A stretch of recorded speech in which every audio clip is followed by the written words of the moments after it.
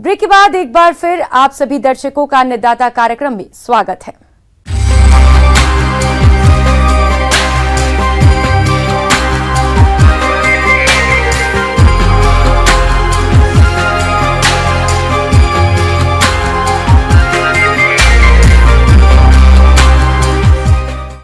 बढ़ती हुई जनसंख्या के साथ भोजन की आपूर्ति के लिए मानव द्वारा अधिक उत्पादन की होड़ में तरह तरह की रासायनिक खादों, जहरीली कीटनाशकों का लगातार प्रयोग किया जा रहा है, जिससे भूमि की उर्वरा शक्ति खराब हो रही है।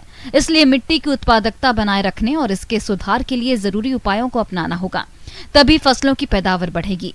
देखिए हमारी खास रिपोर्ट में।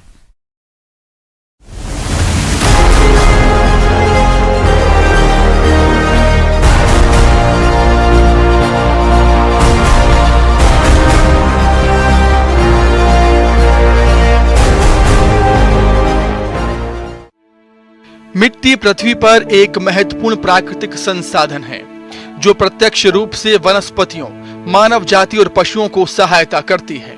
लेकिन रासायनिक खादों, कीटनाशकों, औद्योगिक कचरों के अत्यधिक इस्तेमाल से मिट्टी प्रदूषित हो रही है।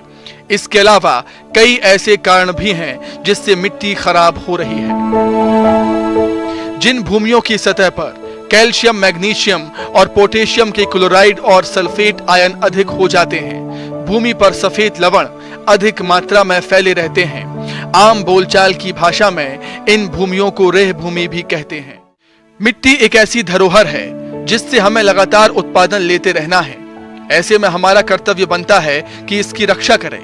मिट्टी को उपजाऊ बनाए रखने के लिए मिट्टी कटाव को रोकें, ठीक प्रकार से कर्षण क्रियाएं करें, उचित फसल चक्र अपनाएं, हरी खाद और कार्बनिक खादों का उपयोग करें, पलवार का उपयोग करें, उचित जल निकास करें, बहुत जरूरी होने पर ही रासायनिक दवाओं का उपयोग करें और समेकित कृषि अपनाएं।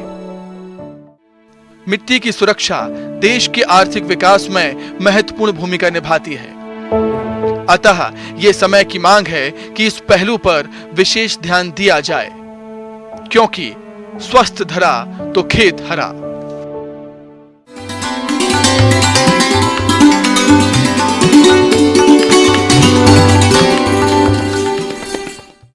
आइए जानते हैं अन्नदाता निशुल्क फोन के माध्यम से पूछे गए समस्याओं का समाधान।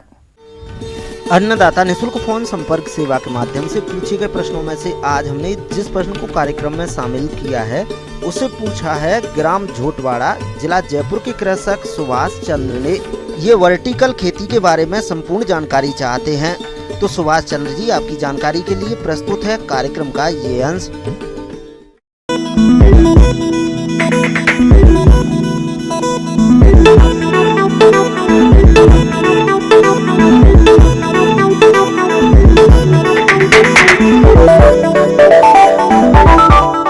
आज मैं जिस विषय पर बात करने वाला हूँ उसे वर्टिकल फार्मिंग कहते हैं। और वर्टिकल फार्मिंग जो है वो एक हाइड्रोपोनिक्स सिस्टम का एक पार्ट है। तो जो सबसे पहली बात जो आती है, जो मैं आपसे शेयर करना चाहता हूँ कि हम हाइड्रोपोनिक्स कहते किसे हैं। हाइड्रोपोनिक्स दो शब्दों को मिला के बना है, हाइड्रो और पोनिक्स। हाइड्रो का मतलब होता है पानी और पोनिक्स का मतलब होता है किसी चीज़ को उगाना। ये लैटिन शब्दों से बना है। तो इसमें हम मोस्टली पानी में ही फसलों को उगाते हैं। छतों, बालकनी और शहरों में बहुमंजिला इमारतों के कुछ हिस्सों में फसली पौध उगाने को भी वर्टिकल कृषि के ही एक हिस्से के रूप में देखा जाता है। हालांकि इसके सबसे अच्छे नतीजे तब मिलते हैं जब ऐसी खेती इमारत के भीतर या पॉली हाउस में की जाती है। इनमें पर्यावरण की दशाओं को नियंत्रित किया जा सकता है। वर्टिकल कृषि का बुनियादी उद्देश्य कम से कम जगह में ज्यादा से ज्यादा संख्या में पौधे उगाना है। इसमें क्षैतिज की तरह वर्टिकल जगह का इस्तेमाल किया जाता है। मैं जहाँ पे खड़ा हूँ, ये पॉली हाउस में हमने वर्टिकल फार्मिंग के अंतर्गत स्टैंड्स बनाए हैं जिसमें डिफरेंट चैनल्स हैं, पाइपें हैं और पाइपों के बीच में कप्स में हमने पौधे लगाए हुए हैं। बात आती है वो है कि हम इसमें फसलें कौन सी लगा सकते हैं। तो नॉर्मली क्योंकि ये सिस्टम होता है जिसमें एक कप्स में हम फसलें लगा रहे हैं, तो हम ऐसी फसलें इसमें नहीं लगा सकते या नहीं लगानी चाहिए जिससे आपको ऊपर सहारा देना पड़े, क्योंकि वर्टिकल फार्मिंग में एक के ऊपर एक रोज़ लगी होती है। तो उसके लिए ऐसी फसलें हमने लगानी है जो आपकी वहीं पे फैलाव ज़्यादा हो लेकिन ऊपर की तरफ ना बढ़े। तो उसके लिए पत्तेदार सब्जियां जैसे कि ये पालक हमने लगाया है, स्पिनच है, लेट्यूस है, बहुत अच्छा मार्केट मिलती है उसको। तो वो चीज़ें जो ये फसलें शुरुआत इनसे करें। आप बाद में अपने लेवल पे कुछ रिसर्च करके कुछ करके अगर आपको लगता है कि आप कोई और फसल ट्राई कर सकते हैं तो वो भी कर सकते हैं, बट शुरुआत मेरा मानना है पत्तेदार सब्जियों से करें। तो उससे आपको एक्सपीरियंस भी हो जाएगा और उसका रिटर्न भी आपको अच्छी मिलेगी। तो पौधों के बीच में हम सपोर्ट करने के लिए या तो हम कोई भी सॉइललेस मीडिया जैसे कि कोकोपीट हो गया, वर्मिकुलाइट हो गया, या फिर क्ले पैलेट्स यूज़ कर सकते हैं जो मार्केट में आसानी से उपलब्ध हैं। तो हम यहाँ पे क्ले पैलेट्स का इस्तेमाल कर रहे हैं। इसमें जो एक चीज़ देखने वाली बात होती है कि हमें डेली ये चीज़ देखनी है कि पौधा स्वस्थ रहे, और उस स्वस्थता पौधे की दो चीज़ों से हम देखते हैं। एक तो पत्ते देखते हैं, दूसरी उसकी जड़ें देखते हैं। डेली हमने उसकी जड़ों का निगरानी ज़रूर करनी है। हमें लगता है कि कुछ जड़ों में प्रॉब्लम है या पत्तों में प्रॉब्लम है तो हमें उसका उपचार करना चाहिए। और वर्टिकल फार्मिंग में चूँकि हम न्यूट्रिएंट्स जो हैं वो टैंक में पानी में घोल के दे रहे हैं, तो उससे ये होता है कि जो पानी की पीएच और ईसी है, ये दो मुख्य चीज़ें हैं जो हमें ध्यान देनी पड़ती हैं, ये बदलती हैं। इसमें एक सबसे इम्पॉर्टेंट चीज़ है वो है कि हम न्यूट्रिएंट्स कौन सा यूज़ करें और कितनी बार यूज़ करें। जो वाटर सॉल्युबल न्यूट्रिएंट्स होते हैं वो बेसिकली हमें इसमें यूज़ करने पड़ते हैं। तो हाइड्रोपोनिक्स के नाम से या वर्टिकल फार्मिंग के नाम से आजकल मार्केट में काफ़ी न्यूट्रिएंट्स उपलब्ध हैं, और वो अलग अलग सब्जियों के लिए या फूलों के लिए या फलों के लिए अलग अलग नाम से भी उपलब्ध हैं। तो वहाँ से हम वो न्यूट्रिएंट ले सकते हैं। और दूसरी चीज़ है कि इसमें हमने डालना कब कब है। तो जैसे हमारा यहाँ 500 लीटर का टैंक है, तो हम 500 लीटर के टैंक में वो रिसर्कुलेट करते हैं, रोज़ पीएच ईसी देखते हैं। तो उस हिसाब से, क्योंकि पत्तेदार सब्जियां हैं तो इनको ज़्यादा से ज़्यादा नाइट्रोजन वाली जो न्यूट्रिएंट्स हैं वो चाहिए होती हैं। तो उसके लिए हम महीने में कम से कम एक बार हम न्यूट्रिएंट डालते हैं और वही रिसर्कुलेट करते हैं। और अगर पीएच या ईसी कुछ थोड़ा बढ़ने या कम होने लगता है, उस हिसाब से हम न्यूट्रिएंट की मात्रा दोबारा बढ़ा या घटा सकते हैं। अब जो इसमें सबसे बड़ी चीज़ आती है वो ये होती है कि इसमें जब भी कोई सिस्टम हम लगाते हैं तो उसकी लागत एक इम्पॉर्टेंट चीज़ होती है। इसमें जीआई के स्टैंड बनाए हुए हैं, उसमें जो पाइप्स हैं वो पीवीसी की पाइप्स हैं। ये आपको नॉर्मली कहीं भी किसी भी हार्डवेयर की दुकान में मिल जाएगी। तो ये आप अपने क्षेत्रफल में जैसा आपके पास जगह है उस जगह में आप कैसे बनाना चाहते हैं उस हिसाब से बनवा सकते हैं। बाकी ड्रिपर होते हैं वो भी आसानी से मिल जाते हैं।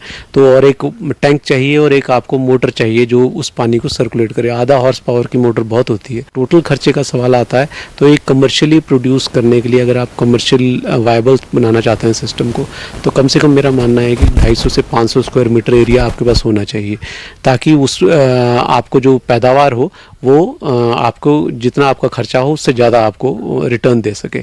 तो उसके लिए मेरा मानना है कि जो ये सारा खर्चा है कम से कम 1.5 लाख रुपए में एक मैनुअल सिस्टम जो है आसानी से लग जाएगा। और इसके लिए आपको पॉली हाउस की भी ज़रूरत नहीं है। अगर आपके बिल्डिंग में जगह है तो वहाँ पे भी आप ये सिस्टम लगा सकते हैं। बस आपको पौधों की लाइट की रिक्वायरमेंट पूरी करनी पड़ेगी, उसके लिए आपको अलग से लाइटिंग सिस्टम लगाना पड़ेगा। बढ़ती जनसंख्या और कम होती कृषि योग्य भूमि की परेशानी कम होगी। खड़ी खेती के माध्यम से कम जमीन में अधिक उत्पादन किया जा सकता है। खड़ी खेती में बनावटी प्रकाश और बनावटी पर्यावरण का निर्माण किया जाता है, जिसके कारण मौसम का कोई भी दुष्प्रभाव नहीं पड़ेगा। तो नॉर्मली जो सॉइल में फसल जैसे पालक है वो 2.5 से 3 महीने लेती है कम से कम, लेकिन यहाँ पे हम देख सकते हैं कि 1 महीने के अंदर हमारी फसल पहली कटिंग के लिए तैयार है। तो हम 2 से 3 महीने में हम कम से कम 4 से 5 बार, जब तक बाहर मिट्टी में फसल तैयार होती है, अंदर हम 4 से 5 बार फसल तुड़ान कर सकते हैं। तो उस हिसाब से अगर मार्केट में रेट अच्छा है तो मेरे हिसाब से बहुत अच्छा रिटर्न फार्मर को मिल सकता है। और दूसरी जो इसका फ़ायदा है वो ये है कि इसमें जो पानी है वो सर्कुलेट होता है। जो पानी हम एक बार लगाते हैं उसको हम टैंक में भरते हैं, टैंक में ही हम सारे न्यूट्रिएंट डालते हैं और वही न्यूट्रिएंट वाला पानी जो है इन चैनल्स के बीच में घूमता है और वापस टैंक में चला जाता है और उसको हम रिसर्कुलेट करते रहते हैं।